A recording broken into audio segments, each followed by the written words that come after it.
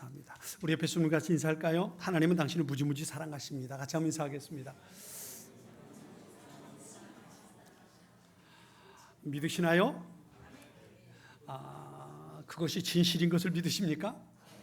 하나님은 우리를 무지무지 사랑하십니다. 어떻게 할 수 있냐면요, 성경에서 말하는 것처럼 하나님밖에 없는 아들을 나를 위해 주셨잖아요. 무엇과도 바꿀 수 없는 가장 소중한 하나밖에 없는 아들을 나를 위해 주셨단 말이죠. 그것이 우리를 향한 하나님의 사랑이죠. 오늘 본문의 말씀은 우리가 좀 이해하기 쉽지 않은 그런 내용입니다. 왜냐하면 처음에 등장하는 것도 이 주인이 이 종이 잘못하는 것을 보고 1절은 그렇게 말하죠.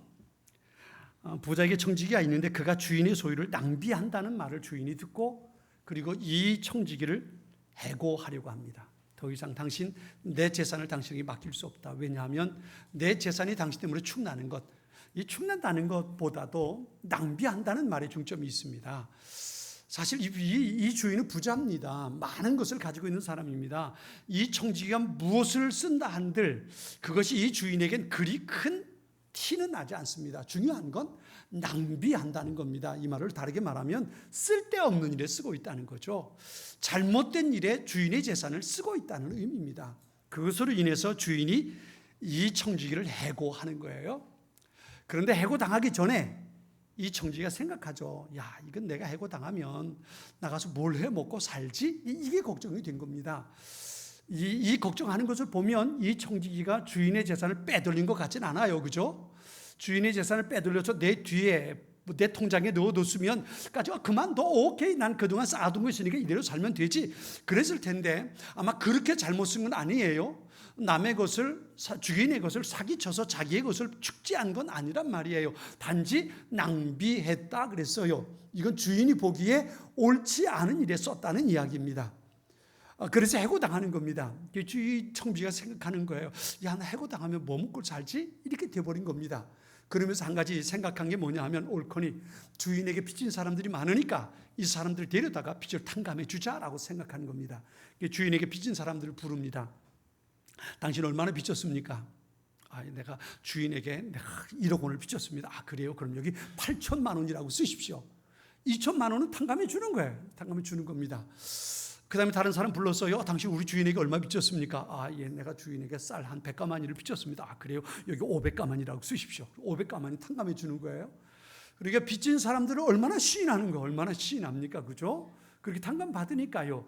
그런데 이 청지기가 왜 그랬냐 하면 만일에 내가 이렇게 해놓고 주인으로부터 해고당하면 그 다음에 이 사람들이 나를 모른 척하지 않을 거다. 사실 그렇죠. 1억 원을 빚졌는데 2천만 원 탕감해주고 100가마니 빚졌는데 500가마니 탕감해주고 이런 일이 생기면 그 탕감 받은 사람들이 이 사람 전에 내가 이 사람한테 은혜 입었어. 내가 이 사람을 도와줘야 돼. 그리고 오지 않겠는가 말이에요.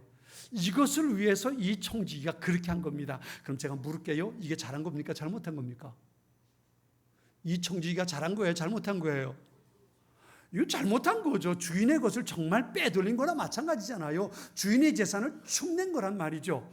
그런데 오늘 보면 뒤에 보면 주인이 이 청지기를 향해서 그렇게 말합니다. 이 청지기를 칭찬했다 그랬어요. 어떻게 해요? 지혜롭게 했다. 이 청지기가 한 일을 보고 지혜롭게 여겨서 그를 칭찬했다 그랬어요. 자, 생각해 볼까요? 이 청지기가 칭찬받을 만한 사람일까요? 칭찬받을 만한 사람일까요? 이 청지기는 우리가 아무리 생각해도 칭찬받을 만한 사람은 아닙니다. 주인에게 해고당하게 된 것도 낭비한 것, 주인의 재산을 낭비한 것 때문에 그랬고 해고당하면서까지도 주인의 재산을 축나게 했던 그죠? 그 모습을 우리가 볼 수 있단 말이에요. 그런데 그럼에도 불구하고 그 주인은 이 청지기를 옳지 않은 일을 했다고 분명히 성경은 기록해요. 그죠? 분명히 기록합니다. 옳지 않은 일을 했음에도 불구하고 그 청지기를 칭찬했다는 거예요. 칭찬했다는 것. 그래서 오늘 보면 8절에도 그렇게 말합니다. 주인이 이 옳지 않은 청지기가 일을 지혜롭게 하였으므로 칭찬. 옳지 않은 일을 했던 이 청지기가, 이게 중요해요. 옳지 않은 청지기가 일을 지혜롭게 했으므로 칭찬했다. 이 말을 다르게 말하면요, 이 청지기가 한 일 때문에 칭찬한 게 아니고 무엇 때문에 칭찬한 거예요? 그가 가지고 있는 지혜로움 때문에 칭찬했다는 거예요. 자, 그렇기 때문에 이 말씀이 좀 이해하기가 쉽지 않은 내용입니다. 도대체 왜 주인이 이 청지기를 칭찬했을까? 청지기는요, 국어 사전에 보면 이런 뜻으로 나옵니다. 남의 것을 대신 맡아 지키고 관리하는 사람, 그랬어요. 내 거가 아니에요. 남의 것을 맡아서 대신 지키고 관리하는 사람이 청지기입니다. 그래서 이 청지기의 입장에는 두 가지가 있어요. 하나는 자기에게 주인이 있습니다. 청지기에겐 주인이 있어요. 내 것이 아니고 주인의 것을 내가 맡아서 관리하고 지키는 역할을 하는 것이 청지기입니다. 그러니까 이 청지기에게 주인이 있습니다. 또 한 가지는요, 자기가 주인의 입장에서 행동합니다. 왜냐하면 주인이 내게 맡겨준 것을 내가 임의로 쓸 수 있는 겁니다. 주인에게 결제받지 않아요. 내가 다 결제하는 거예요. 그래서 오늘 보면 뒤에도 보면 빚진 사람들 데려다가 너 얼마 빚졌니? 물어보면서 그걸 탕감해 주면서 자, 여기 빨리 써. 그리고 거기에 쓰게 해서 그걸로 끝나버리는 겁니다. 그러니까 이 청지기가 전결하는 거예요. 모든 것을 결정하는 결정권이 이 청지기에 있습니다. 그러니까 이 청지기에겐 주인이 있지만 또 다른 입장은 자기가 주인으로 행세하는 겁니다. 주인이 맡겨준 것을 가지고 이 청지기가 자기 임의대로 쓸 수 있는 거예요. 이런 권한이 청지기에 있습니다. 문제는 뭐냐면, 중요한 건 그렇게 사용하는 것들이 주인이 보기에 옳게 사용했는가 잘못 사용했는가, 여기에 문제가 있다는 거예요. 청지기가 모든 거 다 할 수 있어요. 다 할 수 있습니다. 그런데 그럼에도 불구하고 그가 한 일에 대해서 주인에게 반드시 책임을 물을 때가 온다는 것, 이것이 청지기에 대한 성경에 기록되는 내용이라는 겁니다. 자, 그렇다면 이 주인이 무엇 때문에 이 청지기를 칭찬했을까? 말씀드린 것처럼 이 청지기가 한 일 때문에 칭찬한 건 아니에요. 왜냐하면 그가 재산을 낭비한다는 얘기를 들었고, 그래서 그를 해고시키려고 했고요. 마지막 그가 한 일을 가지고도 주인은 뭐라고 평가했냐면 옳지 않은 청지기가 그랬어요. 그러니까 이 주인이 이 청지기가 하는 모습이 옳지 않은데 왜 주인의 것을 낭비하는 거잖아요. 그러니까 그것은 옳지 않은 일이었단 말이죠. 그런데 이 주인이, 그 주인이 하는, 청지기가 하는 것을 보고 지혜롭게 했다 그랬어요. 지혜롭다는 건 어떤 것일까요? 이 청지기가 도대체 뭘 했길래 지혜롭다고 칭찬을 했을까요? 한마디로 말하면 이겁니다. 내가 주인으로부터 해고돼서 쫓겨나면 먹고 살 일이 없는데, 땅을 파자니 힘들어서 더 이상 못하겠고, 구걸 하자니 체면이 있어서 못하겠고, 어떻게 하면 좋지? 그러면서 찾아낸 것이 주인에게 빚진 사람들을 불러서 그들의 빚을 탕감해 주는 거였어요. 이게 뭐 하는 겁니까? 이건요, 자기 미래를 준비한 거예요. 내가 여기 주인에게 해고돼서 쫓겨나면 내가 그들로 인해서 먹고 살 수 있지 않겠나.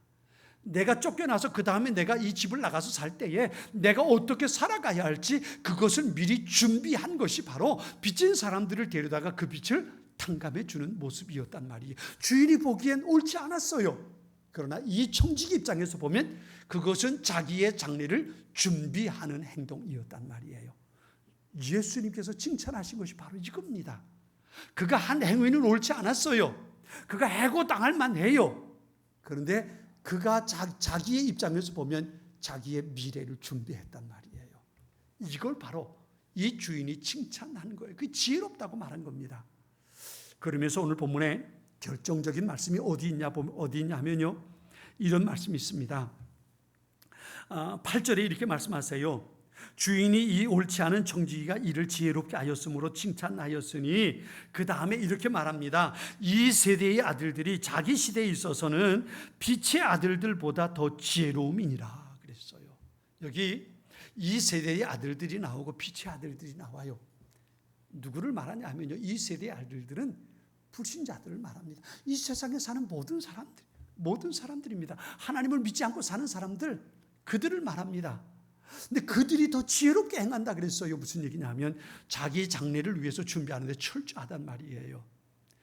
여러분의 노후를 위해서 준비하는 게 뭐가 있습니까?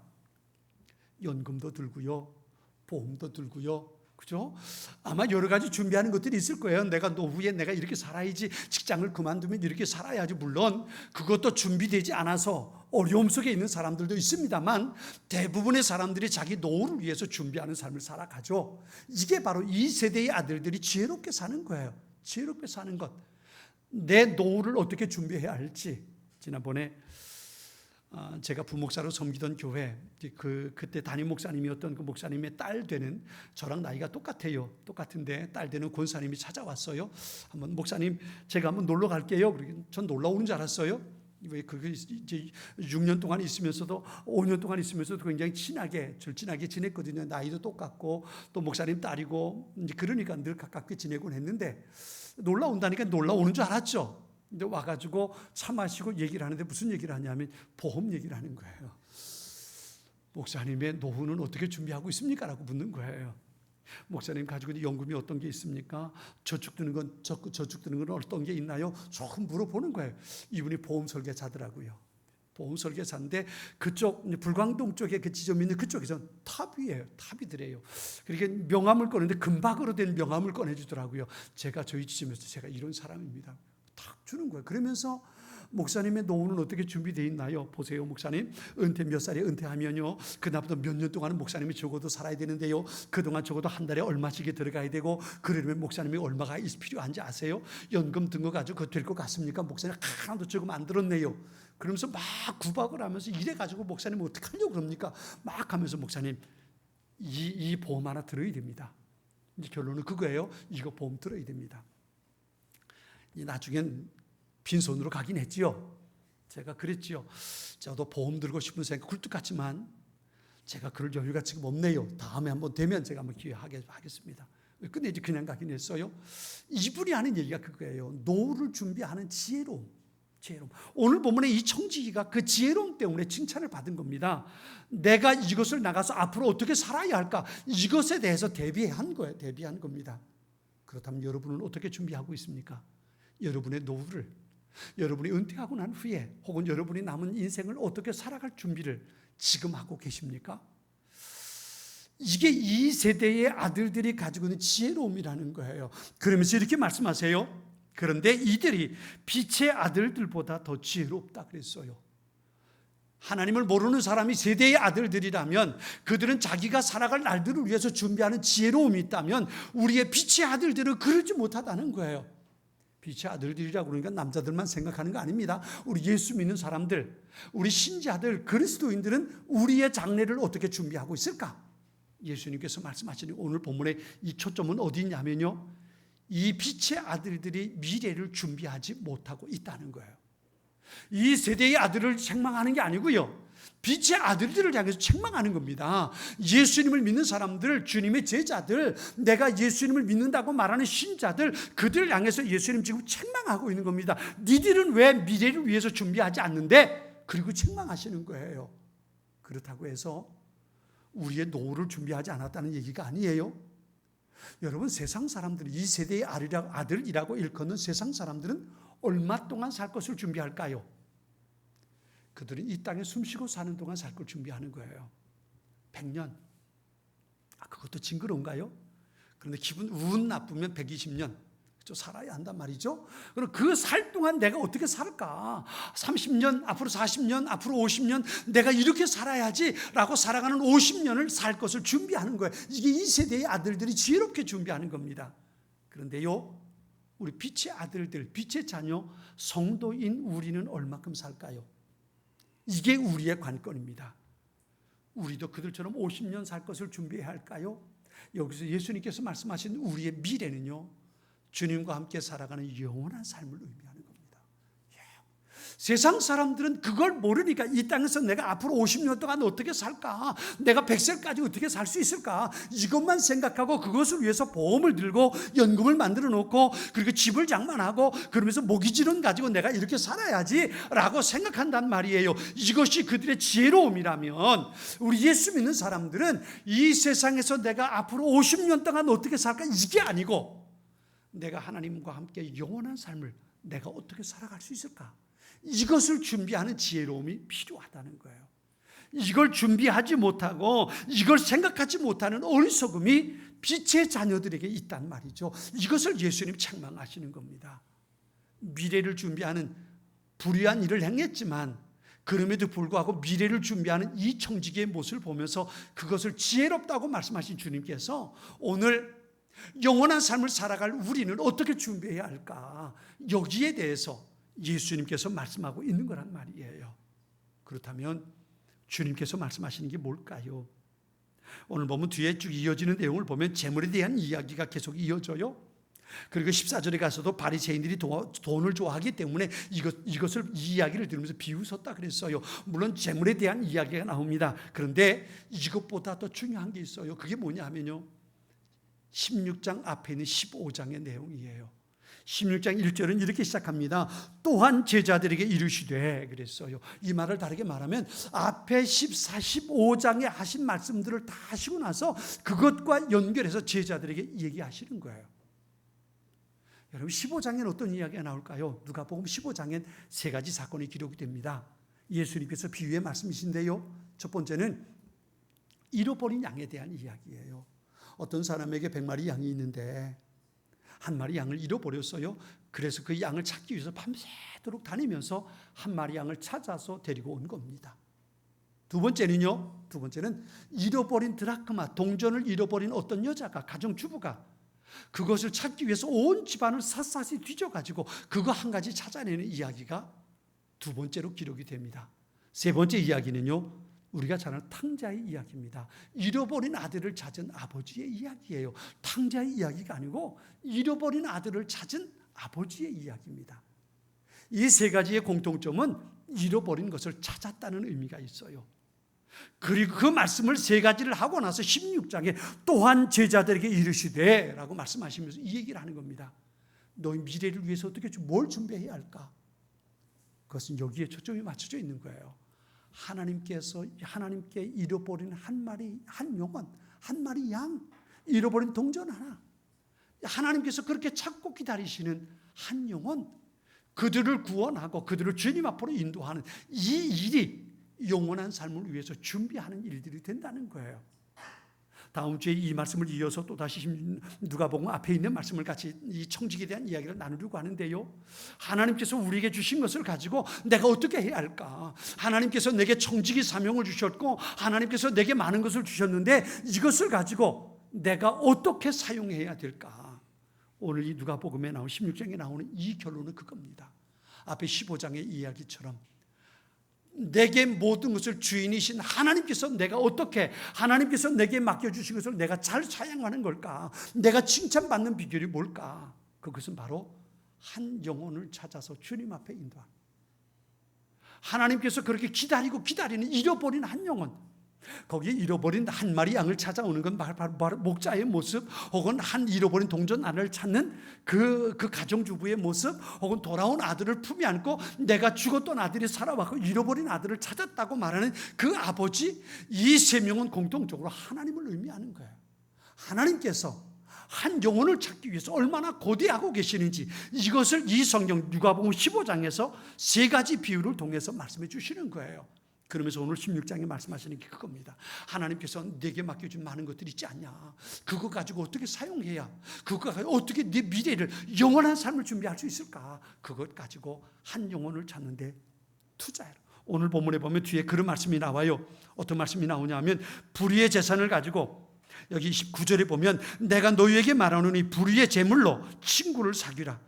그리하면 그가 재물이 없어질 때에 그들이 너희를 영주할 처소로 영접하리라 그랬어요. 하나님께서 내게 주신 것 가지고, 이게 불의한 재물이라는 것은 사기쳐서 얻은 것을 말하는 게 아닙니다. 이 세상에서 내게 주어진 모든 것들이 불의할 수 있다는 거예요.